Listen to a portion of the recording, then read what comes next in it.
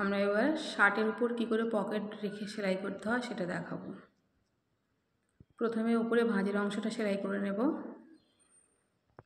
Pocket শার্টের সঙ্গে সেলাই করার পরে পরে আর এটা সেলাই করা যাবে না, তাই আগেই সেলাই করে নিতে হবে।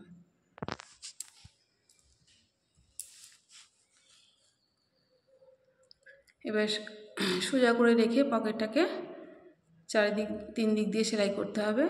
উপরের অংশে একটু ডবল সেলাই দেব যাতে পকেটটা ছিঁড়ে না যায়। এবারে একদম ধার থেকে সেলাই করব, 1 সুতো দূর থেকে সেলাই করলেই হবে। ঘুরিয়ে ঘুরিয়ে পকেটটাকে সোজা করে রেখে ঘুরিয়ে ঘুরিয়ে সেলাই করতে হবে।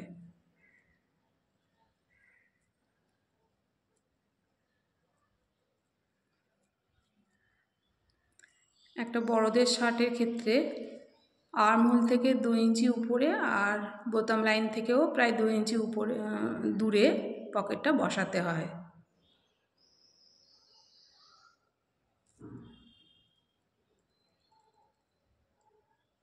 শার্টের পকেট আমাদের রেডি হয়ে গেল।